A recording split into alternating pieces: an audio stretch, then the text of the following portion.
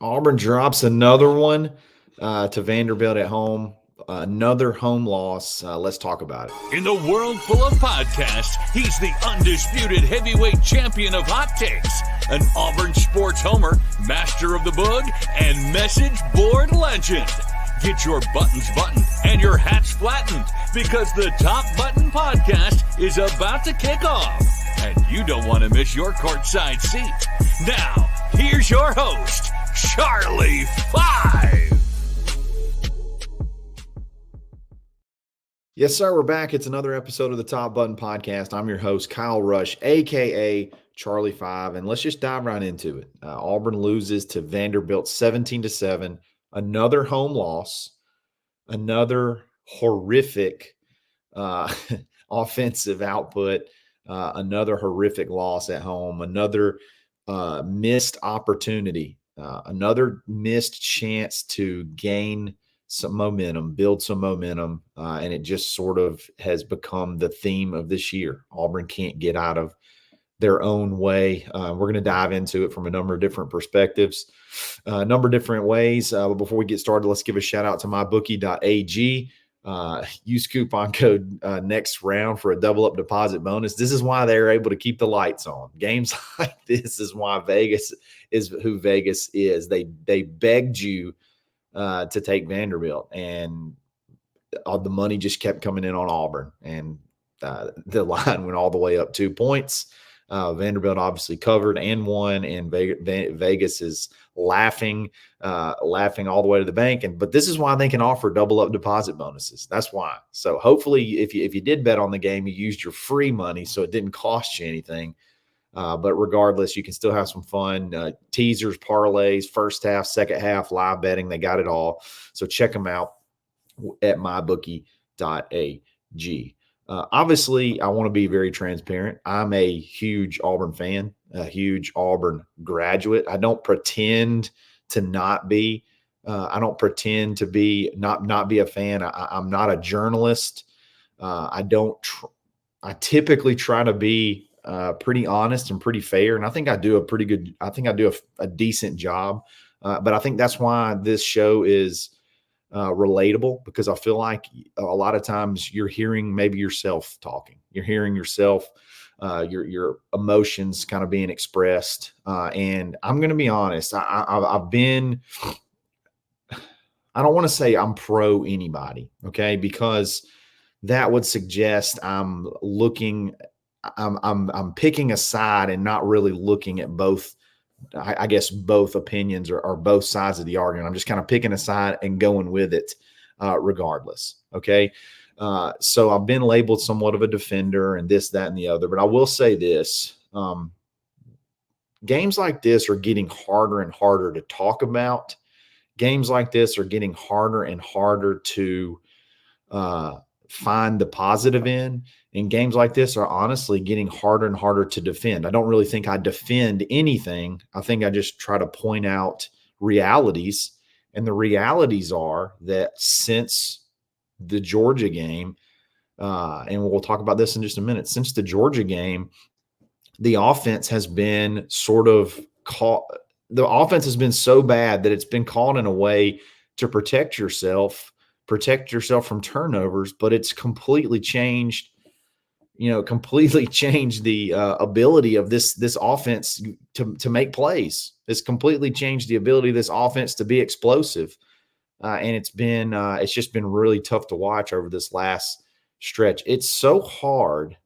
And this is another reason why I try to stay positive, or try to find the positives, because you want to see this staff succeed. You want to see Auburn build this thing and get this thing going in the right direction. It's insane to see the discrepancy of how positive things are going off the field versus how negative things are going on the field, from the recruiting aspect, from the building this offensive staff or off the field staff, to getting this class. I mean, to have 27 commits and getting crystal balls and predictions for another 4-star prospect. You have those guys are locked in. Like I talked with a 5-star commit that we have, and he's going to be on the show on Monday. And to hear him talk about after the loss, hear him talk about the vision, and hear him talk about how the class is locked in, and hear him talk about who they're going to add to this class, and hear him talk about all the positives and how well he feels like this staff is put together. To hear all that positivity on that side and see the negativity on the field is mind-blowing. It's the canyon between those two is immeasurable. It's unreal.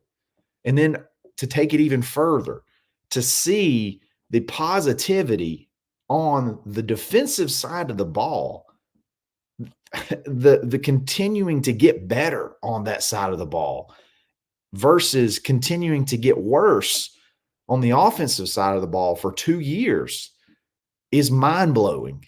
It really is. It's unsettling almost that it can be that bad on one side, on one aspect of the team, really. I understand we can argue about special teams, we can argue about other stuff, but if in reality, the issue with this team is offensive.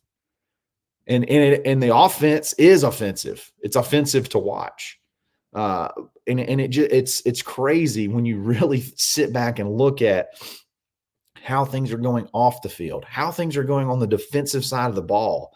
Has Auburn only won 3 games this year? It's really, really, it's breathtaking how incredibly insane this season has been. I've never seen anything like it. Typically when teams go bad, they're just bad. And what's funny is like you just feel like you can be in all these games. And if you can just do a couple more things, you can win these games. So it's like you want to say based off the record, you're awful, but it doesn't feel like you're awful. It feels like you can't get out of your own way, or you're in your own head, or things like that. And then look at how the defensive side plays. And you look at the recruiting class, you're like, man, something's not adding up here. What is going on? And then you lose this game, and after a big win against Kentucky, where you physically dominated them, even though you did nothing different from Georgia to Missouri to Kentucky to Vanderbilt. You did nothing different in any of those games, but you pushed Kentucky around and physically dominated them in their own place.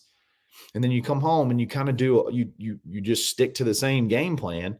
And I said on the preview show, Vanderbilt's going to do every single thing they can possibly do to stop the run, and they did. Now, I know we can talk about the lack of touches of Jarquez, and I'm sure we'll talk about that for 2 weeks, and that's fine. I think there's something going on there, and I'm not 1,000% sure what it is. But yeah, it's just, the season has presented so many opportunities to build momentum. It's presented so many opportunities to stop the bleeding. It's presented so many opportunities to change the tune.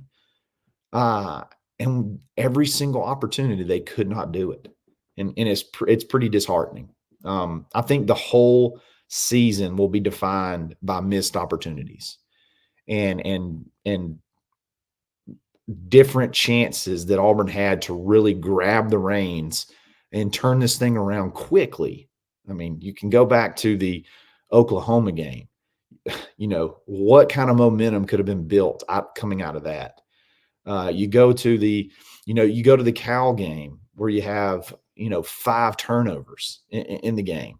What if you only have 2? What does that game look like? You go to Arkansas where you have 4 turnovers in the first half, but you're still in the game. You make a quarterback change. You're going down the field, and a ball goes off a receiver's hands and into an interception, and then it basically ends the game. I mean, so many chances to change the tune, and you just couldn't do it. I've never seen anything like it. It's really, really mind blowing. It's really mind blowing how you just have been 0 for 0 for everything, 0 for every opportunity. Every opportunity that's presented itself, you went 0 for all those opportunities. And that's just, it's kind of like the anchorman meme. I'm not even mad. That's amazing. It really is. It's amazing that you can have that many chances and not be able to do it. So let's talk about the offense. I've got a little take on the offense, and I want to see what you guys think about it. You can hit me in the comments, whatever. But I don't feel like – I feel like since the Georgia game, there's been a change in the way that Auburn has called offense, how Hugh Freeze has called offense. And it's been to protect against turnovers. It's been to call around I hate to say it. I hate to continue to pile on, but it feels like you're calling the game around Peyton Thorne. You're calling the game in ways that he feels comfortable executing, and then he can execute those things at times. I mean, he went 20 of 29 for over 200 yards. Threw a touchdown, even though it was the worst pass I've ever seen. And Rivaldo showed the most effort he's shown since he's been at Auburn to score there. He's able to do those things, but it completely removes the aspect of this offense that makes it so dynamic, the explosion aspect of it. When you call games outside of who you are, in the way that you know how to win games, and the way how you know how to score points, when you're trying to do that, you completely handicap yourself. Vanderbilt just did not respect the fact that we could throw the ball deep. They did not respect the fact that we would even remotely try to throw the ball deep. They lined up, put 7 guys in the box, dared us to throw it, and we got 0 push on the offensive line. We couldn't run the ball. I know people will want more touches from Jarquez. He had a really good run to start the game, and then after that, there was no room. There was just nothing there. But you continue to try to do the dink and dunk. You continue to try to do the misdirection, and it just doesn't work. It just doesn't work. You got to have some sort of vertical threat. You got to have some sort of passing. You got to have some sort of passing threat. I said early in the game in some group chats and in our game thread on the barnauburn.com that unfortunately Auburn's going to have to throw the ball to win this game. And they couldn't do it. They couldn't do it when they needed to. Again, I can think of so many different things. Like think about the play to Jarquez that was it was very similar to the touchdown pass he caught against New Mexico. That's an easy throw for Peyton to make. That's an easy play. That's a play that's called. That's a really good call, and it was set up, and he could have gone forever. And I don't know why Jarquez tried to use one hand. It was not on target. It was definitely going to be a much tougher catch than it should have been. It was a bad throw, but I don't know that it had to be a one-handed catch. But still, that is calling a play based off of what Peyton's comfortable with, and then he couldn't execute it the way that it needed to be to keep it, to actually make the play work. A little bit off target here, a little bit off target there. It's just not who this offense is. Just doesn't look like what Hugh Freeze is used to. But I will say this. This isn't going to be the only time where you're going to have issues with a quarterback that, maybe he's a little bit injured. Maybe he's a little bit, maybe not quite developed 100% yet, or have some type of deficiencies. You got to be able to manipulate your offense to fit your personnel a little bit and still be able to be competent.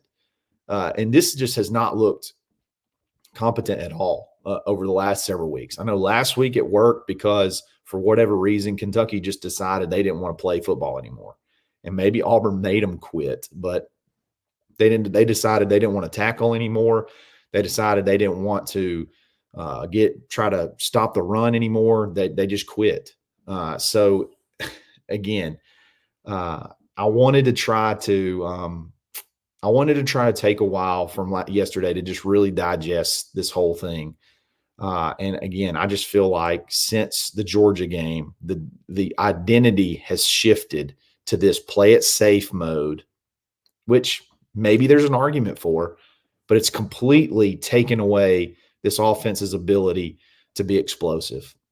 You know, one of the things we talked about on several shows is how even though Auburn was losing even in conference games, Auburn was like leading the country and are towards the top of the country in a lot of categories of explosive plays, 40-yard plays, 30-yard plays, 50-yard plays. Auburn was right there towards the top.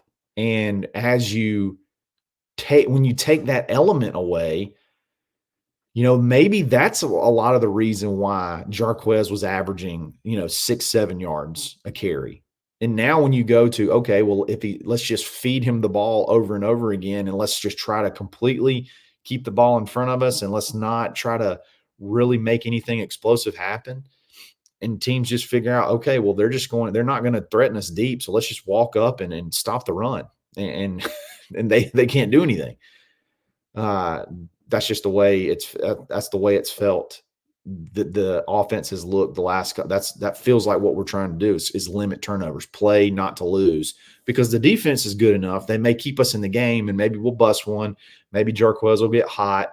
Maybe we'll break one, but we won't turn it over and cost us the game. But what you're doing is you're completely stymieing your offense.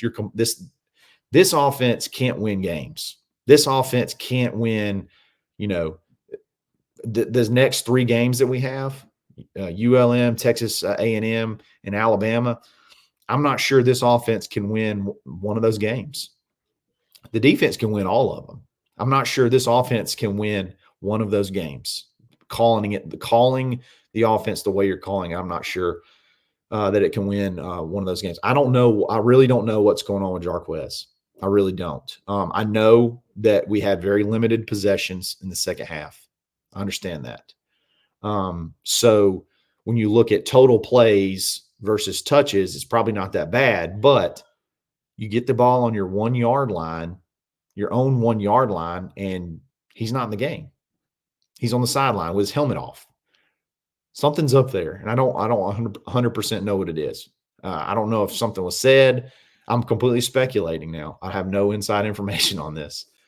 But something's up there. And then on the next drive, he doesn't go in. And remember, that's the drive, I believe, where we were starting to kind of move it a little bit. And then we got outside of ourselves. We started to sort of panic a little bit. And we ran the little reverse thing, which I don't have a huge problem with trick plays. But that seemed like we have no faith that we can get a big play, and we feel like we got to get a big play here, and we ran it. And obviously you only had one route, which typically on a plays like that, there may not be but only one route. But he couldn't throw the ball away because it would have been intentional grounding, and he did everything he could. But seemed like it was kind of a weird spot to call that, especially after you just I think had 2 big plays and got a first down. You were kind of moving the ball a little bit, but whatever. I mean, you can pick and prod. On one hand, I'm saying you're taking the explosion away, and then on the other hand, you're trying to do something to be explosive and you screw it up. I can see where that could be sort of playing both sides of the fence. But regardless, I don't really know. I really don't know what's going on with the whole Jarquez situation, but I just feel like unless something changes over the next 2 weeks, and you put in a quarterback that you feel like you can throw the ball down the field, or you just decide, Peyton, we're just going to live and die by throwing the ball down the field. We're going to open it up and then bust it inside with Jarquez when we can. This offense, again, 3-9 or 4-8 is what you're looking at. You're not going to beat Texas A&M. They're too physical. I know they just lost to South Carolina, or I think they lost to South Carolina. I haven't even watched the SEC scoreboard this morning. Their defensive front's too physical. They're not going to let you run the ball. And then Alabama's got enough athletes, even though their defense is not great. They got enough athletes to make you not be able to run the ball as well. And then ULM, I know they got blown out by South Alabama, but they're having one of their better seasons ever. They got a really good coach. If Vanderbilt can scheme Auburn if Vanderbilt can scheme Auburn out of being able to run the ball, I would assume pretty much anybody can. So really going to be interesting to see what happens over the next couple of weeks. It's just it's bad.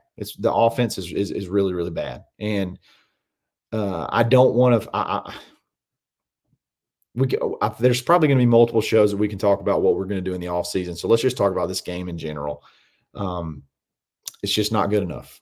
It's not good enough. And there's just really I know that I don't like saying there's no excuses, because I don't think they're really making excuses. You just got to get it fixed. You got to get it fixed. And this offseason is going to be very important in doing that. Defense is incredible. Could not say enough good stuff about the defense. And that may show why some of your higher rated commits in this next class are all defensive guys. Same thing in this last class. There's a ton of defensive guys, very highly rated guys, and they're performing at high levels. There was one play where Amaris Williams and DeMarcus Riddick played an option play that can be very tricky. We talked about discipline from freshmen on the preview show. They played it perfectly, tackle for loss, held Diego Pavia to his worst output of the year, held them under 3 yards a carry, just played so good. Diego made 2 incredible throws early in the game and then did nothing from there on out. We had the punt that went down to the 1 and we couldn't get it out. And then we had to do a quick kick, and that got their offense incredibly good field position, stopped them, had a chance to block a field goal, and Keldrick Falk goes a little bit outside of himself to try to make a play, which we really didn't have to make, but still landed on top of a lineman, which you can't do on a field goal opportunity like that. Gives them a first down, and then they complete them, 3 or 4 yard pass and score a touchdown. Just shut them down, honestly. Played really good. Keldrick Falk had an unbelievable game. He got a little bit dinged up there at the end. I think he'll be all right. Anxious to see what happens there. Defensive backs played great.